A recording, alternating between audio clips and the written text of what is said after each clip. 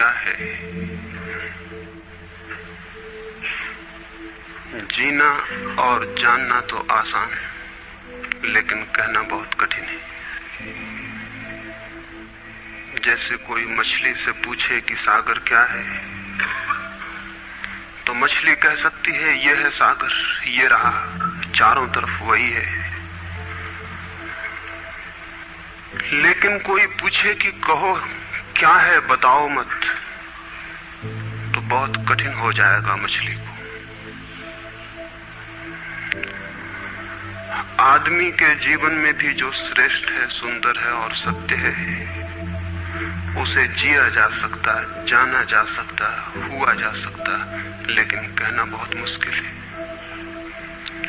और दुर्घटना और दुर्भाग्य यह है कि जिसमें जिया जाना चाहिए, जिसमें हुआ जाना चाहिए, उसके संबंध में मनुष्य जाति 5-6 हजार वर्ष से केवल बातें कर रही है। प्रेम की बात चल रही है, प्रेम के गीत गाए जा रहे हैं, प्रेम के भजन गाए जा रहे हैं, और प्रेम का मनुष्य के जीवन में कोई स्थान नहीं है। अगर आदमी के भीतर खोजने जाएं तो प्रेम से ज्यादा असत्य शब्द दूसरा नहीं मिलेगा। और जिन लोगों ने प्रेम को असत्य सिद्ध कर दिया है और जिन्होंने प्रेम की समस्त धाराओं को अवरुद्ध कर दिया है, और बड़ा दुर्भाग्य यह है कि लोग समझते हैं वे ही प्रेम के जन्मदाता भी हैं। धर्म प्रेम की बातें करता है, लेकिन आज तक जिस प्रकार का धर्म मनुष्य जाति के ऊपर दुर्भाग्य की भांति छाया हुआ है, उस धर्म ने ही मनुष्य के जीवन से प्रेम के सारे द्वार बंद कर दिए। और न इस संबंध में पूरब और पश्चिम में कोई फर्क है, न हिंदुस्तान में और न अमेरिका में कोई फर्क है। मनुष्य के जीवन में प्रेम की धारा प्रकट ही नहीं हो पाई,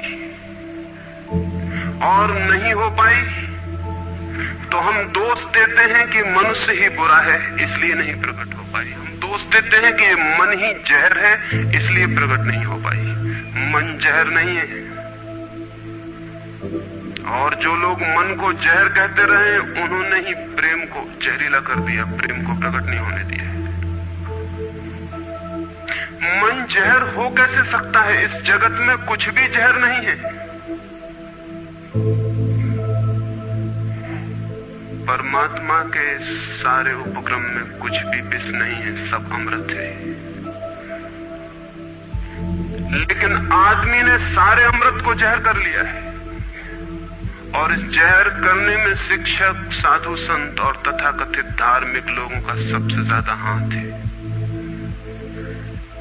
इस बात को थोड़ा समझ लेना जरूरी है, क्योंकि अगर ये बात दिखाई न पड़े तो मनुष्य के जीवन में कभी भी प्रेम भविष्य में भी नहीं हो सकेगा। क्योंकि जिन कारणों से प्रेम नहीं पैदा हो सका है, उन्हीं कारणों को हम प्रेम प्रकट करने के आधार और कारण बना रहे हैं। हालतें ऐसी हैं कि गलत सिद्धांतों को अगर हजारों वर्ष तक दोहराया जाए तो फिर हम ये भूल ही जाते हैं कि सिद्धांत गलत है, और दिखाई पड़ने लगता है कि आदमी गलत है, क्योंकि उन सिद्धांतों को पूरा नहीं कर पा रहा है। मैंने सुना है एक सम्राट के महल के नीचे से एक पंखा बेचने वाला गुजरता था और जोर से चिल्ला रहा था कि अनूठे और अद्भुत पंखे मैंने निर्मित किए हैं। ऐसे पंखे कभी भी नहीं बनाए गए, ये पंखे कभी देखे भी नहीं गए। सम्राट ने खिड़की से झांक के देखा कि कौन है जो अनूठे पंखे ले आया। सम्राट के पास सब तरह के पंखे थे, दुनिया के कोने कोने में जो मिल सकते थे। और नीचे देखा, गलियारे में खड़ा हुआ एक आदमी, साधारण 2-2 पैसे के पंखे होंगे, और चिल्ला रहा है कि अनूठे, अद्भुत। उस आदमी को ऊपर बुलाया और पूछा कि इन पंखों में क्या खूबी है, दाम क्या है इन पंखों के। उस पंखे वाले ने कहा कि महाराज दाम ज्यादा नहीं है, पंखे को देखते हुए दाम बहुत कम है, सिर्फ 100 रुपए का पंखा है। सम्राट ने कहा 100 रुपए? ये 2 पैसे का पंखा जो बाजार में जगह जगह मिलता है, 100 रुपए दाम, क्या है इसकी खूबी? उस आदमी ने कहा खूबी ये पंखा 100 वर्ष चलता है, 100 वर्ष के लिए गारंटी है, 100 वर्ष से कम में खराब नहीं होता है। सम्राट ने कहा इसको देख के तो ऐसा लगता है कि सप्ताह भी चल जाए, पूरा तो मुश्किल। धोखा देने की कोशिश कर रहे हो, सरासर बेईमानी, और वो भी सम्राट के सामने। उस आदमी ने कहा आप मुझे भली भांति जानते हैं, इसी गलिहारे में रोज पंखे बेचता हूं, 100 रुपए दाम है इसके, और अगर 100 वर्ष न चले तो जिम्मेदार मैं हूं, रोज तो नीचे मौजूद होता हूं। और फिर आप सम्राट हैं, आपको धोखा देके जाऊंगा कहां? वो पंखा खरीद लिया गया। सम्राट को विश्वास तो न था, लेकिन आश्चर्य भी था कि यह आदमी सरासर झूठ बोल रहा है, किस बल पर बोल रहा है। पंखा 100 रुपए में खरीद लिया गया और उससे कहा कि 7वें दिन तुम उपस्थित हो जाना। 2-4 दिन में ही पंखे की डंडी बाहर निकल गई, 7वें दिन तो वो बिल्कुल मुर्दा हो गए।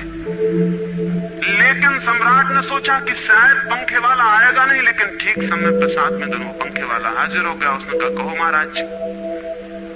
उन्होंने कहा कहना नहीं है, ये पंखा पड़ा हुआ है, टूटा हुआ। ये 7 दिन में यह गति हो गई, तुम कहते 100 वर्ष चलेगा? पागल हो या धोखेबाज क्या हो? उस आदमी ने कहा कि मालूम होता है आपको पंखा चलना नहीं आता है। पंखा तो 100 वर्ष चलता ही, पंखा तो गारंटीड है। आप पंखा जलते कैसे थे? सम्राट ने कहा और भी सुनो, अब मुझे ये भी सीखना पड़ेगा कि पंखा कैसे किया जाता है। उस आदमी ने कहा कृपा करके बताइए कि इस पंखे की गति 7 दिन में ऐसी कैसे बना दी आपने, किस भांति पंखा किया? सम्राट ने पंखा उठा के करके दिखाया कि इस भांति मैंने पंखा किया। उस आदमी ने कहा समझ गया, बोल इस तरह पंखा नहीं किया जाता। सम्राट ने कहा और क्या रास्ता है पंखा जलने का? उस आदमी ने कहा पंखा पकड़िए सामने और सिर को हिलाइए। पंखा 100 वर्ष चलेगा, आप समाप्त हो जाएंगे, लेकिन पंखा बचेगा। पंखा गलत नहीं है, आपके चलने का ढंग गलत है। ये आदमी पैदा हुआ है 5-6 हजार या 10 हजार वर्ष की संस्कृति का। यह आदमी फल है, लेकिन संस्कृति गलत नहीं है, यह आदमी गलत है। आदमी मरता जा रहा है रोज, और संस्कृति की दुहाई चलती चली जाती है कि महान संस्कृति, महान धर्म, महान सब कुछ, और उसका ये फल है। आदमी उसी संस्कृति से गुजरा है और ये परिणाम है उसका। लेकिन नहीं, आदमी गलत है और आदमी को बदलना चाहिए अपने को। और कोई कहने की हिम्मत नहीं उठाता कि कहीं ऐसा तो नहीं है कि 10,000 वर्षों में जो संस्कृति और धर्म आदमी को प्रेम से नहीं भर पाए, वो संस्कृति और धर्म गलत हो। और अगर 10,000 वर्षों में आदमी प्रेम से नहीं भर पाया, तो आगे कोई संभावना है इसी धर्म और इसी संस्कृति के आधार पर कि आदमी कभी प्रेम से भर जाए? 10,000 वर्षों में जो नहीं हो पाया, वो आगे भी 10,000 वर्षों में होने वाला नहीं है, क्योंकि आदमी यही है, कल भी यही होगा। आदमी हमेशा से यही है और हमेशा यही होगा। और संस्कृति और धर्म जिनके हम नारे दिए चले जाते हैं, संतों और महात्माओं की जिनकी दुहाइयां दिए चले जाते हैं, सोचने के लिए हम तैयार नहीं कि कहीं हमारा बुनियादी चिंतन की दिशा ही तो गलत नहीं है। मैं कहना चाहता हूं कि वो गलत है, और गलत सबूत है ये आदमी। और क्या सबूत होता है? एक बीज को हम बोएं और फल जहरीले और कड़वे हों, तो क्या सब सिद्ध होता है? सिद्ध होता है कि वो बीज जहरीला और कड़वा रहा होगा। हालांकि बीज में पता लगाना मुश्किल है कि उससे जो फल पैदा होंगे वो कड़वे पैदा होंगे। बीज में कुछ खोजबीन नहीं की जा सकती। बीज को तोड़ो फोड़ो, कोई पता नहीं चल सकता कि इससे जो फल पैदा होंगे वो कड़वे होंगे। बीज को वो 100 वर्ष लग जाएंगे, वृक्ष होगा, बड़ा होगा, आकाश में फैलेगा, तब फल आएंगे और तब पता चलेगा कि वे कड़वे हैं। 10,000 वर्ष में संस्कृति और धर्म के जो बीज बोए गए हैं, ये आदमी उसका फल है, और ये कड़वा है और घृणा से भरा हुआ है।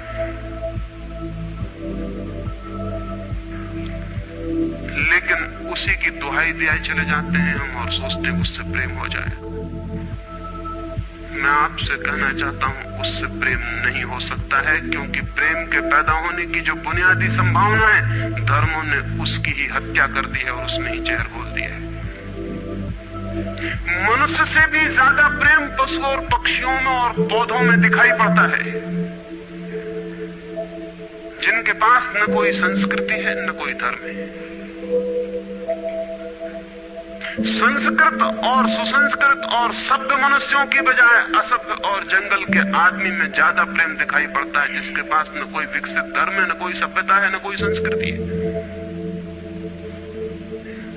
जितना आदमी सभ्य, सुसंस्कृत और तथाकथित धर्मों के प्रभाव में मंदिरों और चर्चों में प्रार्थना करने लगता, उतना ही प्रेम से शून्य क्यों होता चला जाता।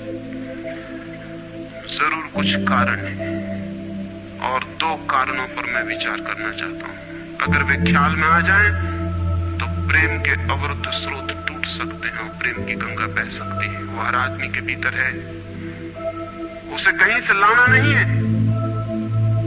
प्रेम कोई ऐसी बात नहीं है कि कहीं खोजने जाना है उसे, वो है, वो प्राणों की प्यास है हर एक के भीतर, वो प्राणों की सुगंध है प्रत्येक के भीतर, लेकिन चारों तरफ से परकोटा है उसके और वो प्रकट नहीं हो पाती। सब तरफ पत्थर की दीवार है और वो झरने नहीं फूट पाते। तो प्रेम की खोज और प्रेम की साधना कोई पॉजिटिव, कोई विधायक खोज और साधना नहीं है कि हम जाएं और कहीं प्रेम सीख लें। एक मूर्तिकार एक पत्थर को तोड़ रहा था, कोई देखने गया था कि मूर्ति कैसे बनाई जाती है। उसने देखा कि मूर्ति तो बिल्कुल नहीं बनाई जा रही, सिर्फ छेनी और हथौड़े से पत्थर तोड़ा जा रहा है। तो उस आदमी ने पूछा कि आप क्या कर रहे हैं, मूर्ति नहीं बनाएंगे? मैं तो मूर्ति का बनना देखने आया हूं, आप तो सिर्फ पत्थर तोड़ रहे हैं। उस मूर्तिकार ने कहा कि मूर्ति तो पत्थर के भीतर छिपी है, उसे बनाने की जरूरत नहीं है, सिर्फ उसके ऊपर जो व्यर्थ पत्थर जुड़ा है उसे अलग कर देने की जरूरत है और मूर्ति प्रकट हो जाएगी। मूर्ति बनाई नहीं जाती, मूर्ति सिर्फ आविष्कृत होती है, डिस्कवर होती है, अनावृत होती है, उगाड़ी जाती है। मनुष्य के भीतर प्रेम छिपा है, सिर्फ उगाड़ने की बात है, उसे पैदा करने का सवाल नहीं है, अनावृत करने की बात है। कुछ है जो हमने ऊपर से ओढ़ा हुआ है, जो उसे प्रकट नहीं होने देता। एक चिकित्सक से जाके आप पूछें कि स्वास्थ्य क्या है, और दुनिया का कोई चिकित्सक नहीं बता सकता कि स्वास्थ्य क्या है। बड़े आश्चर्य की बात है, स्वास्थ्य पर ही तो सारा चिकित्सा शास्त्र खड़ा है, सारी मेडिकल साइंस खड़ी है, और कोई नहीं बता सकता कि स्वास्थ्य क्या है। लेकिन चिकित्सक से पूछें कि स्वास्थ्य क्या है, तो वो कहेगा बीमारियों के बाबत हम बता सकते हैं कि बीमारियां क्या हैं, उनके लक्षण हमें पता है, एक एक बीमारी का अलग अलग परिभाषा हमें पता है। स्वास्थ्य का हमें कोई भी पता नहीं है। इतना हम कह सकते हैं कि जब कोई बीमारी नहीं होती तो जो होता है वो स्वास्थ्य है। स्वास्थ्य तो मनुष्य के भीतर छिपा है, इसलिए मनुष्य की परिभाषा के बाहर है। बीमारी बाहर से आती है, इसलिए बाहर से परिभाषा की जा सकती है। स्वास्थ्य भीतर से आता है, उसकी कोई परिभाषा नहीं की जा सकती। इतना ही हम कह सकते हैं कि बीमारियों का अभाव स्वास्थ्य है। लेकिन ये स्वास्थ्य की कहां परिभाषा हुई? स्वास्थ्य के संबंध में तो हमने कुछ भी ना कहा कि बीमारियां नहीं है, तो बीमारियों के संबंध में कहा। सच ये है कि स्वास्थ्य पैदा नहीं करना होता है, या तो छिप जाता है बीमारियों में, या बीमारियां हट जाती हैं तो प्रकट हो जाता है। स्वास्थ्य हम में है, स्वास्थ्य हमारा स्वभाव है, प्रेम हम में है, प्रेम हमारा स्वभाव है। इसलिए ये बात गलत है कि मनुष्य को समझाया जाए कि तुम प्रेम पैदा करो। सोचना यह है कि प्रेम पैदा क्यों नहीं हो पा रहा है, बाधा क्या है, अड़चन क्या है, कहां रुकावट डाल दी गई। अगर कोई भी रुकावट ना हो तो प्रेम प्रकट होगा ही, उसे सिखाने की और समझाने की कोई भी जरूरत नहीं है। अगर मनुष्य के ऊपर गलत संस्कृति और गलत संस्कार की धाराएं और बाधाएं न हो तो हर आदमी प्रेम को उपलब्ध होगा ही, ये अनिवार्यता है। प्रेम से कोई बच ही नहीं सकता, प्रेम स्वभाव है। गंगा बहती है हिमालय से, बहेगी गंगा, उसके प्राण है, उसके पास जल है, वो बहेगी और सागर को खोज ही लेगी। न किसी पुलिस वाले से पूछेगी, न किसी पुरोहित से पूछेगी कि सागर कहाँ है। देखा किसी गंगा को चौरस्ते पर खड़े होकर पूछते कि सागर कहाँ है? उसके प्राणों में है छिपी सागर की खोज और ऊर्जा है, तो पहाड़ तोड़ेगी, मैदान तोड़ेगी और पहुंच जाएगी सागर तक। सागर कितने ही दूर हो, कितना ही छिपा हो, खोज ही लेगी। और कोई रास्ता नहीं है, कोई गाइड बुक नहीं है कि जिससे पता लगा ले कि कहां से जाना है, लेकिन पहुंच जाती है। लेकिन बांध बांध दिए जाएं, चारों तरफ परकोटे उठा दिए जाएं, प्रकृति की बाधाओं को तोड़ के तो गंगा सागर तक पहुंच जाती है, लेकिन अगर आदमी की इंजीनियरिंग की बाधाएं खड़ी कर दी जाएं तो हो सकता है गंगा सागर तक न पहुंच पाए। ये भेद समझ लेना जरूरी है। प्रकृति की कोई भी बाधा असल में बाधा नहीं है, इसलिए गंगा सागर तक पहुंच जाती है, हिमालय को काट के पहुंच जाती है। लेकिन अगर आदमी इजाद करे, इंतजाम करे, तो गंगा को सागर तक नहीं भी पहुंचने दे सकता है। प्रकृति का तो एक सहयोग है, प्रकृति तो एक हार्मनी है। वहां जो बाधा भी दिखाई पड़ती है वो भी शायद शक्ति को जगाने के लिए चुनौती है। वहां जो विरोध भी दिखाई पड़ता है वो भी शायद भीतर प्राणों में जो छिपा है उसे प्रकट करने के लिए बुलावा है। वहां शायद कोई बाधा नहीं है। वहां हम बीज को दबाते हैं जमीन में, दिखाई पड़ता है कि जमीन की एक परत बीज के ऊपर पड़ी है, बाधा दे रही, लेकिन वो बाधा नहीं दे रही। अगर वो परत ना होगी तो बीज अंकुरित भी नहीं हो पाएगा। ऐसे दिखाई पड़ता है कि एक परत जमीन की बीज को नीचे दबा रही है, लेकिन वो परत दबा इसलिए रही है ताकि बीज दबे, गले और टूट जाए और अंकुर बन जाए। ऊपर से दिखाई पड़ता है वो जमीन बाधा दे रही, लेकिन वो जमीन मित्र है और सहयोग कर रही बीज को प्रकट करने में। प्रकृति तो एक हार्मनी है, एक संगीतपूर्ण लयबद्धता है, लेकिन आदमी ने जो जो निसर्ग के ऊपर इंजीनियरिंग की है, जो जो उसने अपने यांत्रिक धारणाओं को ठोंकने की और बिठाने की कोशिश की है, उससे गंगाएं रुक गई हैं, जगह जगह अवरुद्ध हो गई हैं। और फिर आदमी को दोष दिया जाता है। किसी बीज को दोष देने की जरूरत नहीं है।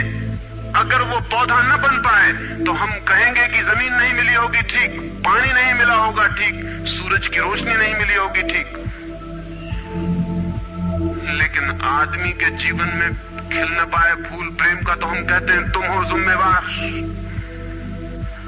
और कोई नहीं कहता कि भूमि ना मिली होगी, ठीक, पानी ना मिला होगा, ठीक, सूरज की रोशनी ना मिली होगी, ठीक, इसलिए यह आदमी का पौधा अवरुद्ध रह गया, विकसित नहीं हो पाया, फूल तक नहीं पहुंच पाया। मैं आपसे कहना चाहता हूं कि बुनियादी बाधाएं आदमी ने खड़ी की हैं। प्रेम की गंगा तो बह सकती है और परमात्मा के सागर तक पहुंच सकती है। आदमी बना उस लिए है कि वो बहे और प्रेम बहे और परमात्मा तक पहुंच जाए, लेकिन हमने कौन सी बाधाएं खड़ी कर दी? पहली बात, आज तक मनुष्य की सारी संस्कृतियों ने सेक्स का, काम का, वासना का विरोध किया है। इस विरोध ने मनुष्य के भीतर प्रेम के जन्म की संभावना तोड़ दी, नष्ट कर दी। इस निषेध ने, क्योंकि सच्चाई यह है कि प्रेम की सारी यात्रा का प्राथमिक बिंदु काम है, सेक्स है। प्रेम की यात्रा का जन्म गंगोत्री, जहां से गंगा पैदा होगी प्रेम की, वो सेक्स है, वो काम है। और उसके सब दुश्मन है, सारी संस्कृतियां और सारे धर्म और सारे गुरु और सारे महात्मा। तो गंगोत्री पर ही चोट कर दी, वहीं रोक दिया। पाप है काम, अधम है काम, जहर है काम। और हमने सोचा भी नहीं कि काम की ऊर्जा ही, सेक्स एनर्जी ही अंततः प्रेम में परिवर्तित होती और रूपांतरित होती। प्रेम का जो विकास है वो काम की शक्ति का ही ट्रांसफॉर्मेशन है, वो उसी का रूपांतरण है। एक कोयला पड़ा हो, और आपको ख्याल भी नहीं आएगा कि कोयला ही रूपांतरित होकर हीरा बन जाता है। हीरे और कोयले में बुनियादी रूप से कोई भी फर्क नहीं है। हीरे में भी वही तत्व हैं जो कोयले में, और कोयला हजारों वर्ष की प्रक्रिया से गुजर के हीरा बन जाता है। लेकिन कोयले की कोई कीमत नहीं है। उसे कोई घर में रखता भी है तो ऐसी जगह जहां दिखाई न पड़े, और हीरे को लोग छातियों पर लटका के घूमते हैं कि वो दिखाई पड़े। और हीरा और कोयला एक ही है, लेकिन कोई दिखाई नहीं पड़ता कि इन दोनों के बीच अंतर संबंध है, एक यात्रा है। कोयले की शक्ति ही हीरा बनती है, और अगर आप कोयले के दुश्मन हो गए, जो कि हो जाना बिल्कुल आसान है क्योंकि कोयले में कुछ भी नहीं दिखाई पड़ता, तो हीरे के पैदा होने की संभावना भी समाप्त हो गई, क्योंकि कोयला ही हीरा बन सकता था। सेक्स की शक्ति ही, काम की शक्ति ही प्रेम बनती है, लेकिन उसके विरोध में सारे दुश्मन हैं उसके, अच्छे आदमी उसके दुश्मन हैं। और उसके विरोध ने प्रेम के अंकुर भी नहीं फूटने दिए, और जमीन से प्रथम से पहली सीढ़ी से नष्ट कर दिया भवन को। फिर वो हीरा नहीं बन पाता कोयला, क्योंकि उसके बनने के लिए जो स्वीकृति चाहिए, जो उसका विकास चाहिए, जो उसको रूपांतरित करने की प्रक्रिया चाहिए, उसका सवाल ही नहीं उठता। जिसके हम दुश्मन हो गए, जिसके हम शत्रु हो गए, जिससे हमारी द्वंद्व की स्थिति बन गई और जिससे हम निरंतर लड़ने लगे, अपनी ही शक्ति से आदमी को लड़ा दिया गया है, सेक्स की शक्ति से आदमी को लड़ा दिया गया है। और शिक्षाएं दी जाती हैं कि द्वंद्व छोड़ना चाहिए, कॉन्फ्लिक्ट छोड़नी चाहिए, लड़ना नहीं चाहिए। और सारी शिक्षाएं बुनियाद में सिखा रही हैं कि लड़ो, मन जहर है तो मन से लड़ो, जहर से तो लड़ना पड़ेगा। सेक्स पाप है तो उससे लड़ो। और ऊपर से कहा जा रहा है कि द्वंद्व छोड़ो। जिन शिक्षाओं के आधार पर मनुष्य द्वंद्व से भर रहा है, वही शिक्षाएं दूसरी तरफ कह रही हैं कि द्वंद्व छोड़ो। एक तरफ आदमी को पागल बनाओ और दूसरी तरफ पागल खाने खोलो कि उनका इलाज करना है। एक तरफ कीटाणु फैलाओ बीमारियों के, और फिर अस्पताल खोलो कि बीमारियों का इलाज यहां किया जाता है। एक बात समझ लेनी जरूरी है संबंध में, मनुष्य कभी भी काम से मुक्त नहीं हो सकेगा। काम उसके जीवन का प्राथमिक बिंदु है, उसी से जन्म होता है। परमात्मा ने काम की शक्ति को ही, सेक्स को ही सृष्टि का मूल बिंदु स्वीकार किया है। और परमात्मा जिसे पाप नहीं समझ रहा, महात्मा उसे पाप बता रहे हैं। अगर परमात्मा उसे पाप समझता है तो परमात्मा से बड़ा पापी इस पृथ्वी पर, इस जगत में, इस विश्व में कोई भी नहीं है। फूल खिला हुआ दिखाई पड़ रहा है। कभी सोचा है कि फूल का खिल जाना भी सेक्सुअल एक्ट है? फूल का खिल जाना भी काम की एक घटना है, वासना की एक घटना है। फूल में है क्या उसके खिल जाने में? उसके खिल जाने में कुछ भी नहीं है। वे बिंदु हैं, पराग के, वीरी के कण हैं, जिन्हें तितलियां उड़ा के दूसरे फूलों पे ले जाएंगी और नया जन्म देंगी। एक मोर नाच रहा है और कवि गीत गा रहे हैं, और संत भी देख के प्रसन्न होंगे, लेकिन उन्हें ख्याल नहीं कि नृत्य एक सेक्सुअल एक्ट है। मोर पुकार रहा है अपनी प्रेयसी को या अपने प्रेमी को, वो नृत्य किसी को रिझाने के लिए। पपीहा गीत गा रहा है, कोयल बोल रही है। एक आदमी जवान हो गया है, एक युवती सुंदर होकर विकसित हो गई है। वो सब की सब सेक्सुअल एनर्जी की अभिव्यक्तियां हैं। वो सब का सब काम का ही रूपांतरण, वो सब का सब काम की ही अभिव्यक्ति, काम की ही अभिव्यंजना है। सारा जीवन, सारी अभिव्यक्ति, सारी फ्लावरिंग काम की है। और उस काम के खिलाफ संस्कृति और धर्म आदमी के मन में जहर डाल रहे हैं, उससे लड़ाने की कोशिश कर रहे हैं।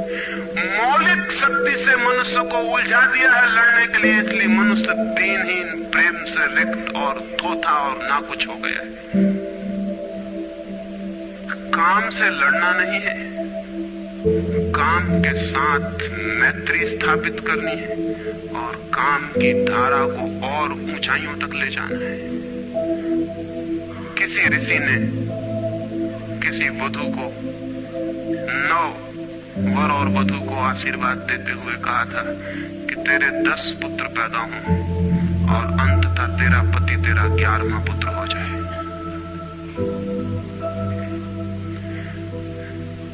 वासना रूपांतरित हो तो पत्नी मां बन सकती है,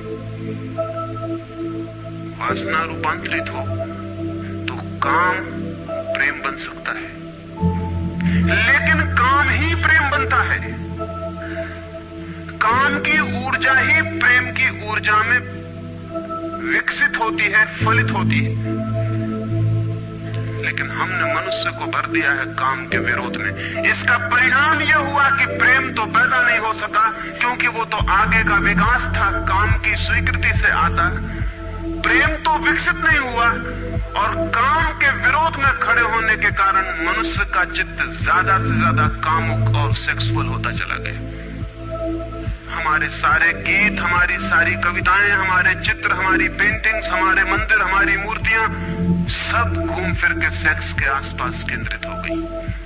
हमारा मन ही सेक्स के आसपास केंद्रित हो गया। इस जगत में कोई भी पशु मनुष्य की भांति सेक्सुअल नहीं है। मनुष्य 24 घंटे सेक्सुअल हो गया। उठते बैठते सोते जागते सेक्स ही सब कुछ हो गया। उसके प्राण में एक घाव हो गया, विरोध के कारण, दुश्मनी के कारण, शत्रुता के कारण। जो जीवन का मूल था उससे मुक्त तो हुआ नहीं जा सकता था, लेकिन उससे लड़ने की चेष्टा में सारा जीवन रुग्ण जरूर हो सकता था, वो रुग्ण हो गया है। और ये जो मनुष्य जाति इतनी ज्यादा कामुक दिखाई पड़ रही है, इसके पीछे तथाकथित धर्मों और संस्कृति का बुनियादी हाथ है। इसके पीछे बुरे लोगों का नहीं, सज्जनों और संतों का हाथ है। और जब तक मनुष्य जाति सज्जनों और संतों के इस अनाचार से मुक्त नहीं होती, तब तक प्रेम के विकास की कोई संभावना नहीं। मुझे एक घटना याद आती है। एक फकीर अपने घर से निकला था, किसी मित्र के पास मिलने जा रहा है। निकला है कि घोड़े पर उसका चढ़ा हुआ एक बचपन का दोस्त घर आके सामने खड़ा हो गया। उसने कहा कि दोस्त तुम घर पे रुको, वर्षों से प्रतीक्षा करता था कि तुम आओगे तो बैठेंगे और बात करेंगे, और दुर्भाग्य कि मुझे किसी मित्र से मिलने जाना है। मैं वचन दे चुका हूं तो मैं वहां जाऊंगा, घंटे भर में जल्दी से जल्दी लौट आऊंगा, तब तक तुम विश्राम करो। उसके मित्र ने कहा कि मुझे तो चैन नहीं है, अच्छा होगा कि मैं तुम्हारे साथ ही चला चलूं। लेकिन उसने कहा कि मेरे कपड़े सब गंदे हो गए धूल से रास्ते की, अगर तुम्हारे पास कुछ अच्छा कपड़ा हो तो मुझे दे दो, तो मैं डाल लूं और साथ हो जाऊं। निश्चित था उस फकीर के पास किसी सम्राट ने उसे एक बहुमूल्य कोट, एक पगड़ी और धोती भेंट की थी। उसने संभाल के रखी थी, कभी जरूरत पड़ेगी तो पहनूंगा। वो जरूरत नहीं आई थी, निकाल के ले आया। खुशी में मित्र ने जब पहन ली तब उसे थोड़ी ईर्ष्या पैदा हुई। मित्र ने पहन के तो मित्र सम्राट मालूम होने लगा। बहुमूल्य कोट था, पगड़ी थी, धोती थी, शानदार जूते थे, और उसके सामने वो फकीर बिल्कुल ही नौकर चाकर दिनहीन दिखाई पड़ने लगा। उसने सोचा है तो बड़ा मुश्किल हुआ, है तो बड़ा गलत हुआ। जिनके घर में ले जाऊंगा ध्यान इस पर जाएगा, मुझ पर किसी का भी ध्यान जाएगा नहीं। अपने ही कपड़े, और आज अपने ही कपड़ों के कारण मैं दीनहीन हो जाऊंगा। लेकिन बार बार मन को समझाया कि मैं फकीर हूं, आत्मा परमात्मा की बात करने वाला, क्या रखा है कोट में पगड़ी में, छोड़ो, पहने रहने तो कितना फर्क पड़ता है। लेकिन जितना समझाने की कोशिश की कि कोट पगड़ी में क्या रखा है, कोट पगड़ी ही उसके मन में घूमने लगी। मित्र दूसरी बात करने लगा, लेकिन वो भीतर तो ऊपर तो कुछ और दूसरी बातें कर रहा है, लेकिन वहां उसका मन नहीं है, भीतर उसे बस कोट और पगड़ी। रास्ते पर जो भी आदमी देखता है उसको कोई भी नहीं देखता, मित्र की तरफ सबकी आंखें जाती। वो बड़ा मुश्किल में पड़ गया कि तो आज अपनी भूल कर ली, अपने हाथ से भूल कर ली। जिनके घर जाना था वहां पहुंचा, जाके परिचय दिया कि मेरे मित्र हैं जमाल, बचपन के दोस्त हैं, बहुत प्यारे आदमी हैं। और फिर अचानक अनजाने मुंह से निकल गया कि रह गए कपड़े सो कपड़े मेरे हैं।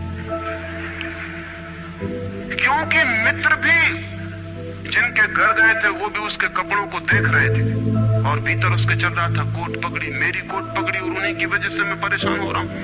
निकल गया मुंह से कि रह गए कपड़े, कपड़े मेरे। मित्र भी हैरान हुआ, घर के लोग भी हैरान हुए कि क्या पागलपन की बात है। ख्याल उसको भी आया बोल जाने के बाद, तब पछताया कि तो भूल हो गई। पछताया तो और दबाया अपने मन को, बाहर निकल के क्षमा मांगने लगा कि क्षमा कर दो, बड़ी गलती हो गई। मित्र ने कहा मैं तो हैरान हुआ कि तुमसे निकल कैसे गया। उसने कहा कि कुछ नहीं, सिर्फ जबान की चूक हो गई। हालांकि जबान की चूक कभी भी नहीं होती है, भीतर कुछ चलता होता है तो कभी कभी बेमौके जबान से निकल जाता है, चूक कभी नहीं होती। माफ कर दो, भूल हो गई। कैसे ये ख्याल आ गया कुछ समझ में नहीं आता। हालांकि पूरी तरह समझ में आ रहा था कि ख्याल कैसे आया है। दूसरे मित्र के घर गए। अब वो तय करता रहा रास्ते में कि अब चाहे कुछ भी हो जाए, ये नहीं कहना है कि कपड़े मेरे हैं। पक्का कर लेना है अपने मन को। घर के द्वार पर उसने जाके बिल्कुल दृढ़ संकल्प कर लिया कि ये बात नहीं उठानी कि कपड़े मेरे हैं। लेकिन उस पागल को पता नहीं कि जितना वो दृढ़ संकल्प कर रहा है इस बात का, वो दृढ़ संकल्प बता रहा है इस बात को कि उतने ही जोर से उसके भीतर ये भावना घर कर रही कि कपड़े मेरे। आखिर दृढ़ संकल्प किया क्यों जाता है? एक आदमी कहता है कि मैं ब्रह्मचर्य का दृढ़ व्रत लेता हूँ, उसका मतलब है उसके भीतर कामुकता दृढ़ता से धक्के मार रही है। नहीं तो और कारण क्या है? एक आदमी कहता है कि मैं कसम खाता हूँ कि आज से कम खाना खाऊंगा, उसका मतलब यह है कि कसम खानी पड़ रही, ज्यादा खाने का मन है उसका। और तब अनिवार्य रूप में द्वंद्व पैदा होता है। जिससे हम लड़ना चाहते हैं वही हमारी कमजोरी है, और तब द्वंद्व पैदा हो जाना स्वाभाविक है। वो लड़ता हुआ दरवाजे के भीतर गया, संभल संभल के बोला कि मेरे मित्र हैं, लेकिन जब वो बोल रहा है तब उसको कोई नहीं देख रहा, उसके मित्र को उस घर के लोग देख रहे हैं। तब फिर उसे ख्याल आया कि मेरा कोट, मेरी पगड़ी। उसने कहा कि दृढ़ता से कसम खाई है, इसकी बात नहीं उठानी। मेरा क्या है कपड़ा लत्ता? कपड़े लत्ते किसी के होते हैं। ये तो सब संसार है, ये तो सब माया है। लेकिन ये सब समझा रहा है, लेकिन असलियत तो बाहर से भीतर, भीतर से बाहर हो रही।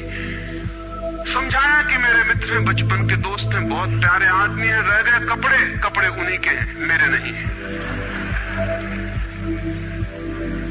पर घर के लोगों को ख्याल आया कि कपड़े उन्हीं के हैं, मेरे नहीं हैं। आज तक ऐसा परिचय कभी देखा नहीं गया था। बाहर निकल के क्षमा मांगने लगा कि बड़ी भूल हुई जा रही, मैं क्या करूं क्या ना करूं, ये क्या हो गया है मुझे। आज तक मेरी जिंदगी में कपड़ों ने इस तरह से मुझे नहीं पकड़ा था, किसी को नहीं पकड़ा। लेकिन अगर तरकीब उपयोग में करें तो कपड़े पकड़ ले सकते हैं। मित्र ने कहा मैं जाता नहीं तुम्हारे साथ, पर वो हाथ जोड़ने लगा कि नहीं ऐसा मत करो, जीवन भर के लिए दुख रह जाएगा कि मैंने क्या दुर्व्यवहार किया। अब मैं कसम खा के कहता हूं कि कपड़ों की बात ही नहीं उठानी। मैं बिल्कुल भगवान की कसम खाता हूं कि कपड़ों की बात नहीं उठानी। और कसम खाने वालों से हमेशा सावधान रहना जरूरी है, क्योंकि जो भी कसम खाता है उसके भीतर उस कसम से भी मजबूत कोई बैठा है जिसके खिलाफ वो कसम खा रहा है। और वो जो भीतर बैठा है वो ज्यादा भीतर है, कसम ऊपर है और बाहर है। कसम चेतन मन से खाई गई है और जो भीतर बैठा है वो अचेतन की परतों तक समाया हुआ है। अगर मन के 10 हिस्से कर दें तो कसम एक हिस्से ने खाई है, 9 हिस्से उल्टा भीतर खड़ा हुआ है। ब्रह्मचर्य की कसमें एक हिस्सा खा रहा है मन का, और 9 हिस्सा परमात्मा की दुहाई दे रहा है। वो जो परमात्मा ने बनाया वो उसके लिए कहा चला जा रहा है, कहे चला जा रहा है। गए तीसरे मित्र के घर, अब उसने बिल्कुल ही अपनी सांसों तक पे संयम कर रखा है। संयमी आदमी बड़े खतरनाक होते हैं, क्योंकि उनके भीतर ज्वालामुखी उबल रहा है और ऊपर से वो संयम साधे हुए हैं। और इस बात को स्मरण रखना कि जिस चीज को साधना पड़ता है, साधने में इतना श्रम लग जाता है कि साधना पूरे वक्त हो नहीं सकती, फिर शिथिल होना पड़ेगा, विश्राम करना पड़ेगा। अगर मैं जोर से मुट्ठी बांध लूं तो कितनी देर बांधे रख सकता हूं? 24 घंटे। जितने जोर से बांधूंगा उतने ही जल्दी थक जाऊंगा और मुट्ठी खुल जाएगी। जिस चीज में भी श्रम करना पड़ता है, जितना ज्यादा श्रम करना पड़ता है उतने जल्दी थकान आ जाती, शक्ति खत्म हो जाती और उल्टा होना शुरू हो जाता है। मुट्ठी बांधी जितने जोर से उतने ही जल्दी मुट्ठी खुल जाएगी। मुट्ठी खुली रखी जा सकती है 24 घंटे, लेकिन बांध के नहीं रखी जा सकती है। जिस काम में श्रम पड़ता है उस काम को आप जीवन नहीं बना सकते, कभी सहज नहीं हो सकता वो काम। श्रम पड़ेगा, फिर विश्राम का वक्त आएगा ही। इसलिए जितना सदा हुआ संत होता है उतना ही खतरनाक आदमी होता है, क्योंकि उसका विश्राम का वक्त आएगा। 24 घंटे में घंटे भर को उसे शिथिल होना पड़ेगा, उसे भी इस दुनिया भर के पाप उसके भीतर खड़े हो जाएंगे, नरक सामने आ जाएगा। तो उसने बिल्कुल ही अपने को सांस सांस रोक लिया और कहा कि अब कसम खाता हूं कि इन कपड़ों की बात ही नहीं उठानी।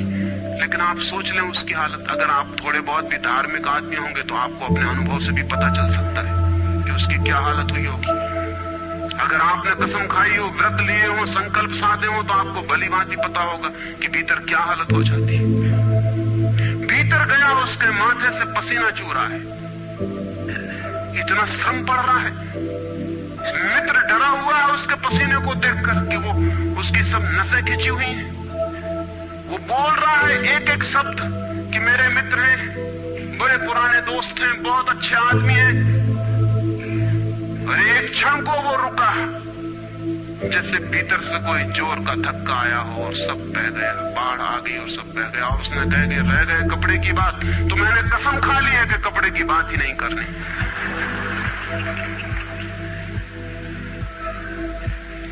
ये जो इस आदमी के साथ हुआ वो पूरी मनुष्य जाति के साथ सेक्स के संबंध में हो गया है। सेक्स को ऑब्सेशन बना दिया, सेक्स को रोग बना दिया, घाव बना दिया और सब विषाक्त कर दिया, सब विषाक्त कर दिया। छोटे छोटे बच्चों को समझाया जा रहा कि सेक्स पाप है, लड़कियों को समझाया जा रहा, लड़कों को समझाया जा रहा कि सेक्स पाप है। फिर ये लड़की जवान होगी, ये लड़का जवान होगा, इनकी शादियां होंगी और सेक्स की दुनिया शुरू होगी और इन दोनों के भीतर ये भाव है कि ये पाप है। और फिर कहा जाएगा स्त्री को कि पति को परमात्मा मान। जो पाप में ले जा रहा उसको परमात्मा कैसे माना जा सकता? ये कैसे संभव है कि जो पाप में घसीट रहा है वो परमात्मा हो? और उस लड़के को कहा जाएगा, उस युवक को कहा जाएगा कि तेरी पत्नी है, तेरी साथनी है, तेरी संगी है। लेकिन जो नरक में ले जा रही, शास्त्रों में लिखा कि स्त्री नरक का द्वार है। ये नरक का द्वार, संगी और साथनी, ये मेरा आधा अंग, ये नरक की तरफ जाता हुआ आधा अंग मेरा, ये इसके साथ कौन सा सामंजस्य बन सकता है? सारे दुनिया का दाम्पत्य जीवन नष्ट किया है इस शिक्षा ने। और जब दंपति का जीवन नष्ट हो जाए तो प्रेम की कोई संभावना नहीं रही, क्योंकि जब पति और पत्नी प्रेम न कर सके एक दूसरे को, जो कि अत्यंत सहज और नैसर्गिक प्रेम है, तो फिर कौन और किसको प्रेम कर सकेगा? इस प्रेम को बढ़ाया जा सकता है कि पत्नी और पति का प्रेम इतना विकसित हो, इतना उदात्त हो, इतना ऊंचा बने कि धीरे धीरे बांध तोड़ दे और दूसरों तक फैल जाए। ये हो सकता है, लेकिन इसको समाप्त ही कर दिया जाए, तोड़ ही दिया जाए, विषाक्त कर दिया जाए, तो फैलेगा क्या, बढ़ेगा क्या? रामानुज एक गांव में ठहरे थे और एक आदमी ने आके कहा कि मुझे परमात्मा को पाना है। तो उन्होंने कहा कि तूने कभी किसी को प्रेम किया है? उस आदमी ने कहा इस झंझट में मैं कभी पड़ा ही नहीं, प्रेम वगैरह की झंझट मैंने की, मुझे तो परमात्मा को खोजना है। रामानुज ने कहा तूने कभी झंझट ही नहीं की प्रेम की? उसने कहा मैं बिल्कुल सच कहता हूं आपसे। और बेचारा ठीक ही कह रहा था, क्योंकि धर्म की दुनिया में प्रेम एक डिस्क्वालिफिकेशन, एक अयोग्यता है। तो उसने सोचा कि अगर मैं कहूं किसी को प्रेम किया तो वो कहेंगे कि प्रेम प्रेम छोड़, ये राजमार्ग छोड़, अभी अगर पहले इन सबको छोड़ के आ तब इधर आना। तो उस बेचारे ने किया भी हो तो वो कहता गया कि मैंने नहीं किया, नहीं किया। ऐसा कौन आदमी होगा जिसने थोड़ा बहुत प्रेम नहीं किया हो? रामानुज ने तीसरी बार पूछा कि तू कुछ तो बता, थोड़ा बहुत भी, कभी भी किसी को? उसने कहा माफ करिए, आप क्यों बात बात वही बात पूछे चले जा रहे हैं? मैंने प्रेम की तरफ आंख उठा के नहीं देखा, मुझे तो परमात्मा को खोजना है। तो रामानुज ने कहा मुझे क्षमा कर, तू कहीं और खोज, क्योंकि मेरा अनुभव यह है कि अगर तूने किसी को प्रेम किया हो तो उस प्रेम को फिर इतना बड़ा जरूर किया जा सकता है कि वो परमात्मा तक पहुंच जाए। लेकिन अगर तूने प्रेम ही नहीं किया तो तेरे पास कुछ है ही नहीं जिसको बड़ा किया जा सके। बीज ही नहीं है तेरे पास जो वृक्ष बन सके। तो तू जा कहीं और पूछ। और जब पति और पत्नी में प्रेम न हो, जिस पत्नी ने अपने पति को प्रेम न किया हो और जिस पति ने अपनी पत्नी को प्रेम न किया हो, वे बेटों को, बच्चों को प्रेम कर सकते हैं तो आप गलती में हैं। पत्नी उसी मात्रा में बेटे को प्रेम करेगी जिस मात्रा में उसने अपने पति को प्रेम किया है, क्योंकि ये बेटा पति का ही फल है, उसका ही प्रतिफलन है, उसका ही रिफ्लेक्शन है। ये इस बेटे के प्रति जो प्रेम होने वाला है वो उतना ही होगा जितना उसने पति को चाहा और प्रेम किया हो। ये पति की ही मूर्ति है जो फिर नई होकर वापस लौट आई है। अगर पति के प्रति प्रेम नहीं है तो बेटे के प्रति प्रेम सच्चा कभी भी नहीं हो सकता। और अगर बेटे को प्रेम नहीं किया गया, पालना पोसना और बड़ा कर देना प्रेम नहीं है, तो बेटा मां को कैसे प्रेम कर सकता है, बाप को कैसे प्रेम कर सकता है। वो जो यूनिट है जीवन का परिवार, वो विषाक्त हो गया है सेक्स को दूषित कहने से, कंडेम करने से, निंदित करने से, और परिवार ही फैलकर पूरा जगत है, पूरा विश्व है। और फिर हम कहते हैं कि प्रेम बिल्कुल दिखाई नहीं पड़ता। प्रेम कैसे दिखाई पड़ेगा? हालांकि हर आदमी कहता है कि मैं प्रेम करता हूं, मां कहती है, पत्नी कहती है, बाप कहता है, भाई कहता है, बहन कहती है, मित्र कहते हैं कि हम प्रेम करते हैं। सारी दुनिया में हर आदमी कहता है कि हम प्रेम करते हैं, और दुनिया में इकट्ठा देखो तो प्रेम कहीं दिखाई ही नहीं पड़ता। इतने लोग अगर प्रेम करते तो दुनिया में तो प्रेम की वर्षा हो जानी चाहिए थी, प्रेम के फूल ही फूल खिल जाने चाहिए थे, प्रेम के दिए ही दिए जल जाते, घर घर प्रेम का दिया होता तो दुनिया में इकट्ठी इतनी रोशनी होती प्रेम की। लेकिन वहां तो घृणा की रोशनी दिखाई पड़ती है, क्रोध की रोशनी दिखाई पड़ती है, युद्धों की रोशनी दिखाई पड़ती है, प्रेम का तो कोई पता नहीं चलता। झूठी है ये बात, और ये झूठ जब तक हम मानते चले जाएंगे तब तक सत्य की दिशा में खोज भी नहीं हो सकती। कोई किसी को प्रेम नहीं कर रहा है, और जब तक काम के निसर्ग को परिपूर्ण आत्मा से स्वीकृति नहीं मिलती तब तक कोई किसी को प्रेम कर भी नहीं सकता। मैं आपसे कहना चाहता हूं कि काम दिव्य है, डिवाइन है। सेक्स की शक्ति परमात्मा की शक्ति है, ईश्वर की शक्ति है। इसीलिए तो उससे ऊर्जा पैदा होती है और नया जीवन विकसित होता है।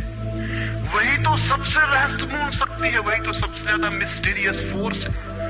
उससे दुश्मनी छोड़ दें। अगर आप चाहते हैं कि कभी आपके जीवन में प्रेम की वर्षा हो जाए, उससे दुश्मनी छोड़ दें, उसे आनंद से स्वीकार करें, उसकी पवित्रता को स्वीकार करें, उसकी धन्यता को स्वीकार करें, और खोजें उसमें और गहरे, तो आप हैरान हो जाएंगे। जितनी पवित्रता से काम की स्वीकृति होगी उतना ही काम पवित्र होता चला जाता है, और जितनी अपवित्रता और पाप की दृष्टि से काम से विरोध होगा, काम उतना ही पापपूर्ण और कुरूप होता चला जाता है। जब कोई अपनी पत्नी के पास ऐसे जाए जैसे कोई मंदिर के पास जाता है,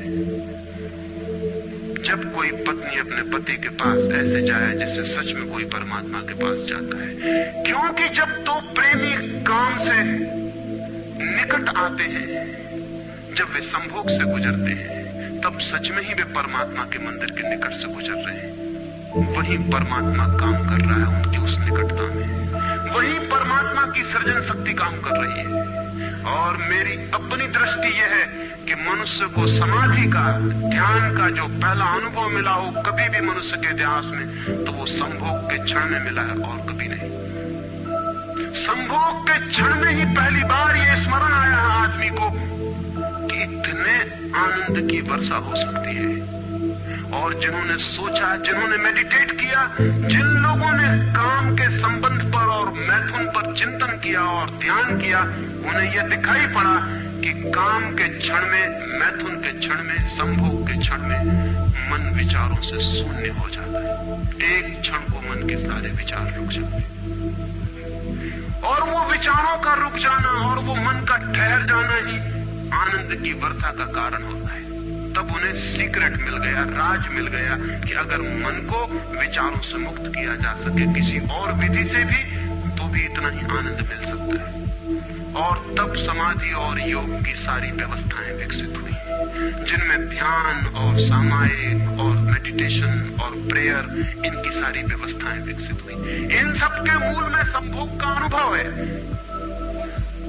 और फिर मनुष्य को अनुभव हुआ कि बिना संभोग में जाए भी चित्त शून्य हो सकता है, और जो रस की अनुभूति संभोग में हुई थी वो बिना संभोग के भी बरस सकती है। फिर संभोग क्षणिक हो सकता है, क्योंकि शक्ति और ऊर्जा का वो निकास और भाव है, लेकिन ध्यान सतत हो सकता है। तो मैं आपसे कहना चाहता हूं कि एक युगल संभोग के क्षण में जिस आनंद को अनुभव करता है, एक योगी 24 घंटे उस आनंद को अनुभव करने लगता है। लेकिन इन दोनों आनंदों में बुनियादी विरोध नहीं है, और इसलिए जिन्होंने कहा कि विषयानंद और ब्रह्मानंद भाई भाई हैं, उन्होंने जरूर सत्य कहा है। वे सहोदर हैं, एक ही उदर से पैदा हुए हैं, एक ही अनुभव से विकसित हुए, उन्होंने निश्चित ही सत्य कहा है। तो पहला सूत्र आपसे कहना चाहता हूं, अगर चाहते हैं कि पता चले कि प्रेम तत्व क्या है, तो पहला सूत्र है काम की पवित्रता, दिव्यता, उसकी ईश्वरीय अनुभूति की स्वीकृति, उसको परम हृदय से, पूर्ण हृदय से अंगीकार। और आप हैरान हो जाएंगे, जितने परिपूर्ण हृदय से काम की स्वीकृति होगी, उतने ही आप काम से मुक्त होते चले जाएंगे। जितना अस्वीकार होता है, उतने ही हम बंधते हैं, जैसा वो फकीर कपड़ों से बंध गया। जितना स्वीकार होता है, उतने हम मुक्त होते हैं। अगर परिपूर्ण स्वीकार है, टोटल एक्सेप्टेबिलिटी है जीवन का जो निसर्ग है उसकी, तो आप पाएंगे कि वो परिपूर्ण स्वीकृति को मैं आस्तिकता कहता हूं। वही आस्तिकता व्यक्ति को मुक्त करती है। नास्तिक में उनको कहता हूं जो जीवन के निसर्ग का अस्वीकार करते हैं, निषेध करते हैं। ये बुरा है, ये पाप है, ये विष है, ये छोड़ो, ये छोड़ो, ये छोड़ो। जो छोड़ने की बातें कर रहे हैं वे ही नास्तिक हैं। जीवन जैसा है उसे स्वीकार करो और जियो उसकी परिपूर्णता में। वही परिपूर्णता रोज रोज सीढ़ियां सीढ़ियां ऊपर उठाती जाती, वही स्वीकृति मनुष्य को ऊपर ले जाती। और एक दिन उसके दर्शन होते हैं जिसका काम में पता भी नहीं चलता था। काम अगर कोयला था तो एक दिन हीरा भी प्रकट होता है प्रेम का। तो पहला सूत्र यह है। दूसरा सूत्र आपसे कहना चाहता हूं, और वो दूसरा सूत्र भी संस्कृति ने और आज तक की सभ्यता ने और धर्मों ने हमारे भीतर मजबूत किया है। दूसरा सूत्र भी स्मरणीय है, क्योंकि पहला सूत्र तो काम की ऊर्जा को प्रेम बना देगा, और दूसरा सूत्र द्वार की तरह रोके हुए है उस ऊर्जा को बहने से, वो बह नहीं पाएगी। वो दूसरा सूत्र है मनुष्य का ये भाव कि मैं हूं, ईगो, उसका अहंकार कि मैं हूं। बुरे लोग तो कहते ही हैं कि मैं हूं, अच्छे लोग और जोर से कहते हैं कि मैं हूं, और मुझे स्वर्ग जाना है और मोक्ष जाना है और मुझे ये करना है और मुझे वो करना है। लेकिन वो मैं खड़ा हुआ है वहां भीतर। और जिस आदमी का मैं जितना मजबूत है, उतना ही उस आदमी की सामर्थ्य दूसरे से संयुक्त हो जाने की कम हो जाती है। क्योंकि मैं एक दीवार है, एक घोषणा है कि मैं हूं। मैं की घोषणा कह देती है तुम हो, मैं हूं, दोनों के बीच फासला है। फिर मैं कितना ही प्रेम करूं और आपको अपनी छाती से लगा लूं, लेकिन फिर भी हम दो हैं। छातियां कितनी ही निकट आ जाएं, फिर भी बीच में फासला है। मैं हूं, तुम हो। इसलिए निकटतम अनुभव भी निकट नहीं ला पाते। शरीर पास बैठ जाते हैं, आदमी दूर दूर बने रह जाते हैं। जब तक भीतर मैं बैठा हुआ है, तब तक दूसरे का भाव नष्ट नहीं होता। शास्त्र ने कहीं एक अद्भुत वचन कहा है कि दी अदर इज हेल। वो जो दूसरा है वही नरक है।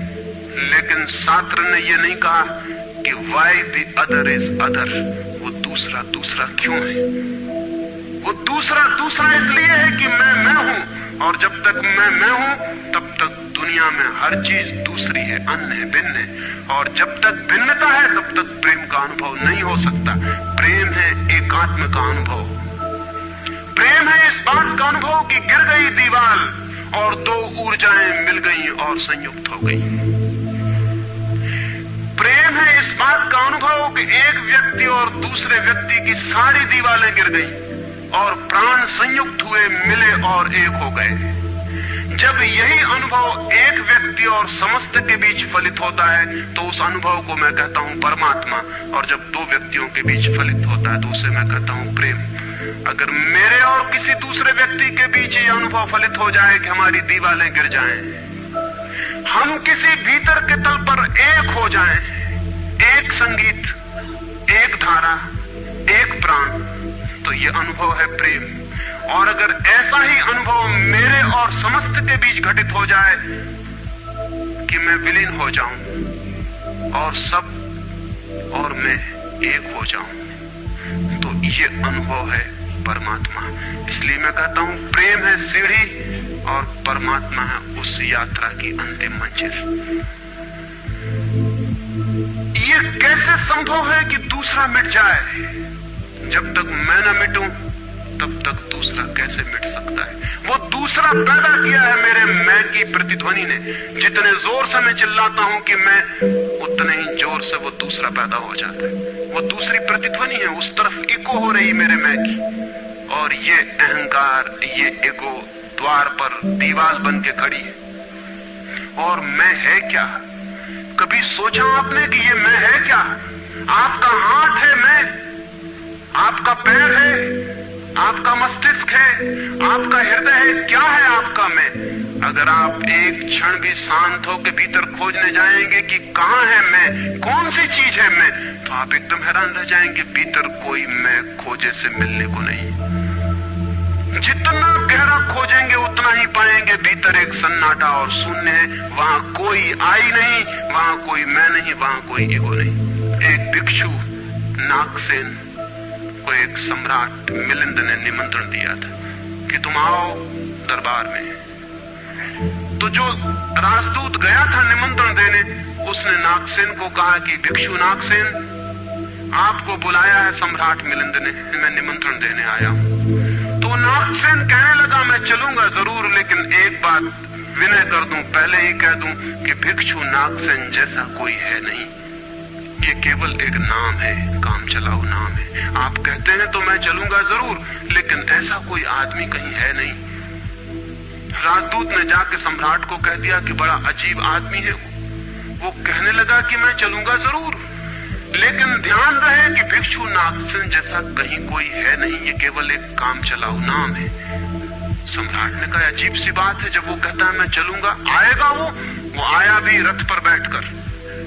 सम्राट ने द्वार पर स्वागत किया और कहा भिक्षु नागसेन हम स्वागत करते हैं आपका। वो हंसने लगा, उसने कहा कि स्वागत स्वीकार करता हूं, लेकिन स्मरण रहे भिक्षु नागसेन जैसा कोई है नहीं। सम्राट कहने लगा बड़ी पहेली की बातें करते हैं आप। अगर आप नहीं है तो कौन है? कौन आया है यहाँ? कौन स्वीकार कर रहा है स्वागत? कौन दे रहा है उत्तर? नागसेन मुड़ा और उसने कहा कि देखते हैं सम्राट मिलिंद, ये रथ खड़ा है जिस पर मैं आया। सम्राट ने कहा ये रथ है। तो भिक्षु नागसेन पूछने लगा, घोड़ों को निकाल के अलग कर लिया जाए। घोड़े अलग कर लिए गए और उसने पूछा सम्राट से ये घोड़े रथ हैं? सम्राट ने कहा घोड़े कैसे रथ हो सकते हैं? घोड़े अलग कर दिए गए। सामने के डंडे जिनसे घोड़े बंधे थे खिंचवा लिए गए। उसने पूछा कि ये रथ है? सिर्फ दो डंडे कैसे रथ हो सकते हैं? डंडे अलग कर दिए गए। चाक निकलवा लिए और कहा ये रथ है। सम्राट ने कहा ये चाक है, ये रथ नहीं है। और एक एक अंग रथ का निकलता चला गया और एक एक अंग पर सम्राट को कहना पड़ा कि नहीं ये रथ नहीं है। फिर आखिर पीछे शून्य बच गया, वहां कुछ भी न बचा। भिक्षु नागसेन पूछने लगा रथ कहाँ है अब? रथ कहाँ है अब? और जितनी चीजें मैंने निकाली तुमने कहा ये भी रथ नहीं, ये भी रथ नहीं, ये भी रथ नहीं, अब रथ कहाँ है?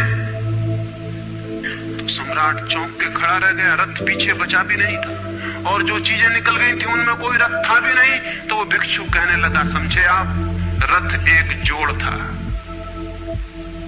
रथ कुछ चीजों का संग्रह मात्र था। रथ का अपना होना नहीं है कोई, ईगो नहीं है कोई। रथ एक जोड़ है। आप खोजे कहां है आपका मैं, और आप पाएंगे कि अनंत शक्तियों के एक जोड़ है। मैं कहीं भी नहीं है। और एक एक अंग आप सोचते चले जाएं तो एक एक अंग समाप्त होता चला जाता है, फिर पीछे शून्य रह जाता है। उसी शून्य से प्रेम का जन्म होता है, क्योंकि वो शून्य आप नहीं है, वो शून्य परमात्मा है। एक गांव में एक आदमी ने मछलियों की एक दुकान खोली थी, बड़ी दुकान थी।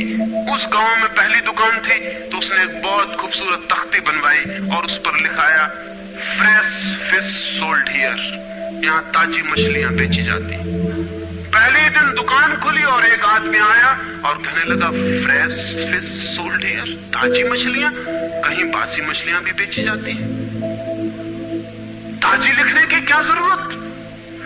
दुकानदार ने सोचा कि बात तो ठीक है, इससे और व्यर्थ बासे का भी ख्याल पैदा होता है। उसने फ्रेश अलग कर दिया, ताजा अलग कर दिया। तख्ती रह गई फिश सोल्ड हियर, मछलियां बेची जाती हैं, मछलियां यहां बेची जाती। दूसरे दिन एक बूढ़ी औरत आई और उसने कहा कि मछलियां यहां बेची जाती हैं, सोल्ड हियर, कहीं और कहीं भी बेचते हो? उस आदमी ने कहा ये हियर बिल्कुल फिजूल है। उसने तख्ती पर एक शब्द और अलग कर दिया, रह गया फिश सोल्ड।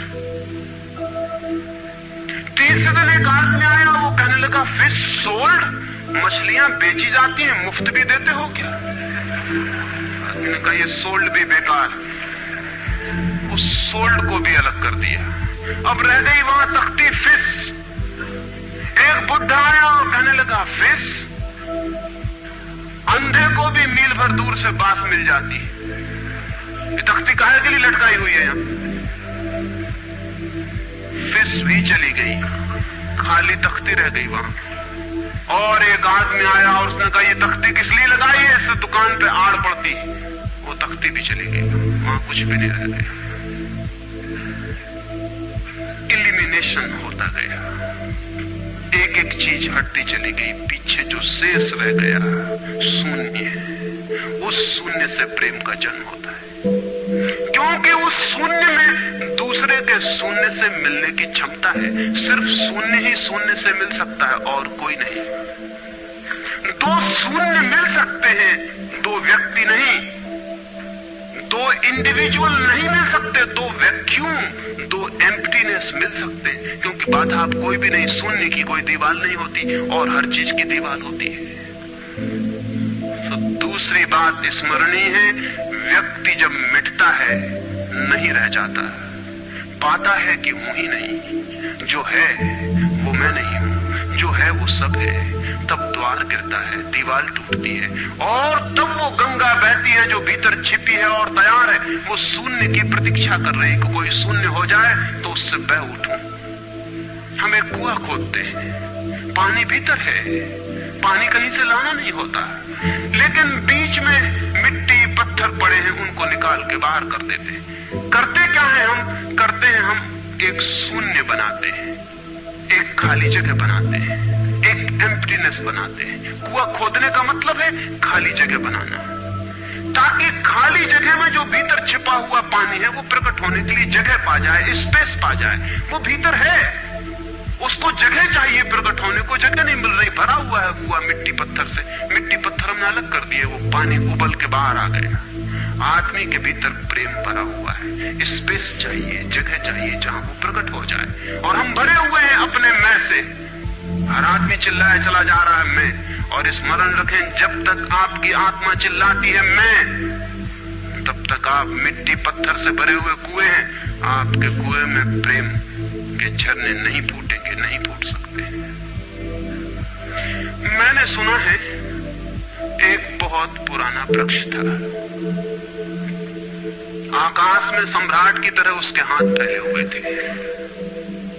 उस पर फूल आते थे तो दूर दूर से पक्षी सुगंध लेने आते, उस पर फल लगते थे तो तितलियां उड़ती। उसकी छाया, उसके फैले हाथ, हवाओं में उसका वो खड़ा रूप आकाश में बड़ा सुंदर था। एक छोटा बच्चा उसकी छाया में रोज खेलने आता था। उस बड़े वृक्ष को उस छोटे बच्चे से प्रेम हो गया।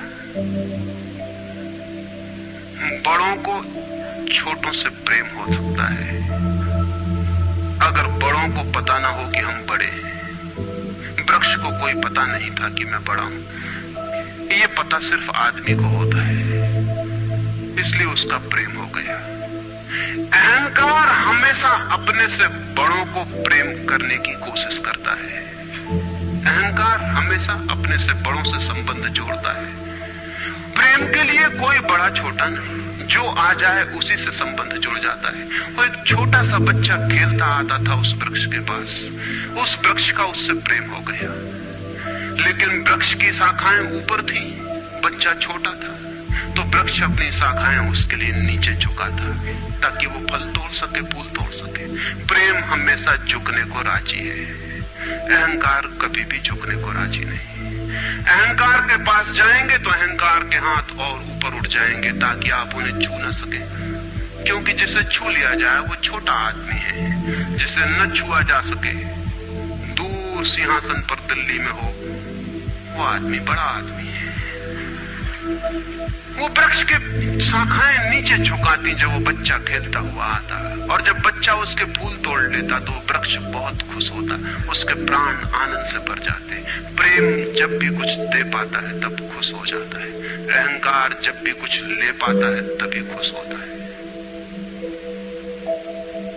फिर वो बच्चा बड़ा होने लगा। वो कभी उसकी छाया में सोता है, कभी उसके फल खाता है, कभी उसके फूलों का ताज बना के पहनता और जंगल का सम्राट हो जाता है। प्रेम के फूल जिसके पास भी बरसते हैं वही सम्राट हो जाता है, और जहां भी अहंकार गिरता है वहीं सब अंधकार हो जाता है, आदमी दीन और दरिद्र हो जाता है। वो लड़का फूलों का ताज पहनता और नाचता, और वृक्ष बहुत खुश होता, उसके प्राण आनंद से भर जाते, हवाएं सनसनाती और वो गीत गाता है। फिर लड़का और बड़ा हुआ, वो वृक्ष के ऊपर भी चढ़ने लगा, वो उसकी शाखाओं से झूलने भी लगा, वो उसकी शाखाओं पर विश्राम भी करता, और वृक्ष बहुत आनंदित होता। प्रेम आनंदित होता है जब प्रेम किसी के लिए छाया बन जाता है। अहंकार आनंदित होता है जब किसी की छाया छीन लेता है। लेकिन लड़का बड़ा होता चला गया, दिन बढ़ते चले गए। जब लड़का बड़ा हो गया तो उसे और दूसरे काम भी दुनिया में आ गए, महत्वाकांक्षाएं आ गई, उसे परीक्षाएं पास करनी थी, उसे मित्रों को जीतना था। वो फिर कभी कभी आता, कभी नहीं भी आता, लेकिन वृक्ष उसकी प्रतीक्षा करता कि वो आए, वो आए। उसके सारे प्राण पुकारते कि आओ आओ।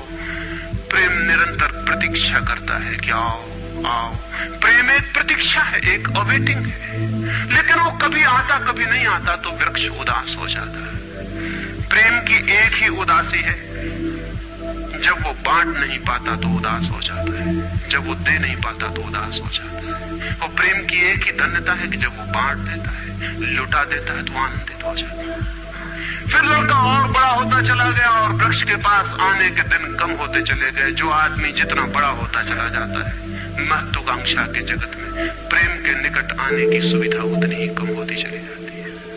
उस लड़के की एम्बिशन, महत्वाकांक्षा बढ़ रही थी, कहां वृक्ष, कहां जाना। फिर एक दिन वहां से निकलता था तो वृक्ष ने उसे कहा, सुनो। हवाओं में उसकी आवाज गूंजी कि सुनो, तुम आते नहीं, मैं प्रतीक्षा करता हूं, मैं तुम्हारे लिए प्रतीक्षा राह करता हूं, राह देखता हूं, बाट जोता हूं। उस लड़के ने कहा, क्या है तुम्हारे पास जो मैं आऊं? मुझे रुपए चाहिए। हमेशा अहंकार पूछता है कि क्या है तुम्हारे पास जो मैं आऊं। अहंकार मांगता है कि कुछ हो तो मैं आऊं, ना कुछ हो तो आने की कोई जरूरत नहीं। अहंकार एक प्रयोजन है, एक पर्पस है। प्रयोजन पूरा होता हो तो मैं आऊं, अगर कोई प्रयोजन ना हो तो आने की जरूरत क्या है। और प्रेम निष्प्रयोजन है, प्रेम का कोई प्रयोजन नहीं। प्रेम अपने में ही अपना प्रयोजन है, वो बिल्कुल पर्पसलेस है। वृक्ष तो चौंक गया, उसने कहा कि तुम तभी आओगे जब मैं कुछ तुम्हें दे सकूं। मैं तुम्हें सब दे सकता हूं, क्योंकि प्रेम कुछ भी रोकना नहीं चाहता। जो रोक ले वो प्रेम नहीं है। अहंकार रोकता है, प्रेम तो बेशर्त दे देता है। लेकिन रुपए मेरे पास नहीं है, ये रुपए तो सिर्फ आदमी की इजाजत है, वृक्षों ने ये बीमारी नहीं पाली है। उस वृक्ष ने कहा, इसलिए तो हम इतने आनंदित होते हैं, इतने फूल खिलते हैं, इतने फल लगते हैं, इतनी बड़ी छाया होती है, हम इतना नाचते हैं आकाश में। हम इतने गीत गाते हैं, पक्षी हम पर आते हैं और संगीत का कलरव करते हैं, क्योंकि हमारे पास रुपए नहीं है। जिस दिन हमारे पास भी रुपए हो जाएंगे, हम भी आदमी जैसे 3 मंदिरों में बैठ के सुनेंगे कि शांति कैसे पाई जाए, प्रेम कैसे पाया जाए। नहीं, हमारे पास रुपए नहीं है। तो उसने कहा फिर मैं क्या हूं तुम्हारे पास? जहां रुपए हैं मुझे वहां जाना पड़ेगा, मुझे रुपयों की जरूरत है। अहंकार रुपया मांगता है, क्योंकि रुपया शक्ति है, अहंकार शक्ति मांगता है। उस वृक्ष ने बहुत सोचा, फिर उसे ख्याल आया तो तुम एक काम करो, मेरे सारे फलों को तोड़ के ले जाओ और बेच दो तो शायद रुपए मिल जाए। और उस लड़के को भी ख्याल आया, वो चढ़ा और उसने सारे फल तोड़ डाले, कच्चे भी गिरा डाले, शाखाएं भी टूटी, पत्ते भी टूटे, लेकिन वृक्ष बहुत खुश हुआ, बहुत आनंदित हुआ। टूट के भी प्रेम आनंदित होता है, अहंकार पाके भी आनंदित नहीं होता, पाके भी दुखी होता है। और वो लड़के ने तो धन्यवाद भी नहीं दिया पीछे लौटकर, लेकिन उस वृक्ष को पता भी नहीं चला, उसे तो धन्यवाद मिल गया इसी में कि उसने उसके प्रेम को स्वीकार किया और उसके फलों को ले गया और बाजार में बेचा। लेकिन फिर वो बहुत दिनों तक नहीं आया। उसके पास रुपए थे और रुपयों से रुपए पैदा करने की वो कोशिश में लग गया था, वो भूल गया। वर्ष बीत गए और वृक्ष उदास है और उसके प्राणों में रस बह रहा है कि वो आए उसका प्रेमी और उसके रस को ले जाए, जैसे किसी माँ के स्तन में दूध भरा हो और उसका बेटा खो गया और उसके सारे प्राण तड़प रहे हो कि उसका बेटा कहाँ है, जिसे वो खोजे, जो उसे हल्का कर दे, निर्भर कर दे। ऐसे वो वृक्ष के प्राण पीड़ित होने लगे कि वो आए आए आए, उसकी सारी आवाज यही गूंजने लगी कि आओ।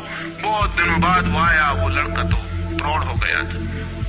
वृक्ष ने उससे कहा कि आओ मेरे पास, मेरे आलिंगन में आओ। उसने कहा छोड़ो ये बकवास, ये बचपन की बातें हैं। अहंकार प्रेम को पागलपन समझता है, बचपन की बातें समझता है। उस वृक्ष का आओ मेरी डालियों से झूलो, नाचो। उसने कहा छोड़ो ये फिजूल की बातें, मुझे एक मकान बनाना है, मकान दे सकते हो तुम? वृक्ष ने कहा मकान? हम तो बिना मकान के ही रहते हैं, मकान में तो सिर्फ आदमी रहता है। दुनिया में और कोई मकान में नहीं रहता, सिर्फ आदमी रहता है। सो देखते हो आदमी की हालत, मकान में रहने वाले आदमी की हालत। उसके मकान जितने बड़े होते जाते हैं, आदमी उतना छोटा होता चला जाता है। हम तो बिना मकान के रहते हैं। लेकिन एक बात हो सकती है कि तुम मेरी शाखाओं को काट के ले जाओ तो शायद तुम मकान बना लो। और वो प्रौढ़ कुल्हाड़ी लेकर आ गया और उसने उस वृक्ष की शाखाएं काट डाली। वृक्ष एक ठूंठ रह गया नंगा, लेकिन वृक्ष बहुत आनंदित था। प्रेम सदा आनंदित है, चाहे उसके अंग भी कट जाएं, लेकिन कोई ले जाए, कोई ले जाए, कोई बांट ले, कोई सम्मिलित हो जाए, साझीदार हो जाए। और उस लड़के ने तो पीछे लौट के भी नहीं देखा, उसने मकान बना लिया। और वक्त गुजरता गया, वो ठूंठ रहा देखता, वो चिल्लाना चाहता, लेकिन अब उसके पास पत्ते भी नहीं थे, शाखाएं भी नहीं थी। हवाएं आती और वो बोल भी ना पाता, बुला भी ना पाता, लेकिन उसके प्राणों में तो एक ही गूंज थी कि आओ आओ। और बहुत दिन बीत गए, तब वो बूढ़ा आदमी हो गया था। वो बच्चा, वो निकल रहा था पास से, वृक्ष के पास आके खड़ा हो गया। तो वृक्ष ने पूछा क्या कर सकता हूं और मैं तुम्हारे लिए, तुम बहुत दिनों बाद आए। उसने कहा तुम क्या कर सकोगे, मुझे दूर देश जाना है धन कमाने के लिए, मुझे एक नाव की जरूरत है। तो उसने कहा तुम मुझे और काट लो तो मेरी इस पीड़ से नाव बन जाएगी और मैं बहुत धन्य होऊंगा कि मैं तुम्हारी नाव बन सकूं, तुम्हें दूर देश ले जा सकूं। लेकिन तुम जल्दी लौट आना और सकुशल लौट आना, मैं तुम्हारी प्रतीक्षा करूंगा। और उसने आरे से उस वृक्ष को काट डाला, तब वो एक छोटा सा ठूंठ रह गया और वो दूर यात्रा पर निकल गया। और वो ठूंठ भी प्रतीक्षा करता रहा कि वो आए आए, लेकिन अब उसके पास कुछ भी नहीं देने को। शायद वो नहीं आएगा, क्योंकि अहंकार वहीं आता है जहां कुछ पाने को है। अहंकार वहां नहीं जाता जहां कुछ पाने को नहीं। मैं उस ठूंठ के पास एक रात मेहमान हुआ था, तो वो ठूंठ मुझसे बोला कि वो मेरा मित्र अब तक नहीं आया और मुझे बड़ी पीड़ा होती, कहीं नाव डूब न गई हो, कहीं वो भटक ना गया हो, कहीं किसी दूसरे किनारे पर विदेश में कहीं भूल ना गया हो, कहीं वो डूब ना गया हो, कहीं वो समाप्त ना हो गया हो। एक खबर मुझे भर कोई ला दे, अब मैं मरने के करीब हूँ। एक खबर पर आ जाए वो सकुशल है, फिर कोई बात नहीं, फिर सब ठीक है। अब तो मेरे पास देने को कुछ भी नहीं है, इसलिए बुलाऊं भी तो शायद वो नहीं आएगा, क्योंकि वो लेने की ही भाषा समझता है। अहंकार लेने की भाषा समझता है, प्रेम देने की भाषा है। इससे ज्यादा और कुछ मैं नहीं कहूंगा। जीवन एक ऐसा वृक्ष बन जाए और उस वृक्ष की शाखाएं अनंत तक फैल जाएं, सब उसकी छाया में हो और सब तक उसकी बाहें फैल जाए, तो पता चल सकता है कि प्रेम क्या है। प्रेम का कोई शास्त्र नहीं है, न कोई परिभाषा है, न प्रेम का कोई सिद्धांत है। तो मैं बहुत हैरानी में था कि क्या कहूंगा आपसे कि प्रेम क्या है, तो बताना मुश्किल है। आके बैठ सकता हूं, अगर मेरी आंखों में दिखाई पड़ जाए तो दिखाई पड़ सकता है, अगर मेरे हाथों में दिखाई पड़ जाए तो दिखाई पड़ सकता है। मैं कह सकता हूं ये है प्रेम, लेकिन प्रेम क्या है? अगर मेरी आंख में न दिखाई पड़े, मेरे हाथ में न दिखाई पड़े, तो शब्दों से बिल्कुल भी दिखाई नहीं पड़ सकता है कि प्रेम क्या है। मेरी बातों को इतने प्रेम और शांति से सुना, उससे बहुत बहुत अनुग्रहित हूं और अंत में सबके भीतर बैठे परमात्मा को प्रणाम करता हूं। मेरे प्रणाम स्वीकार।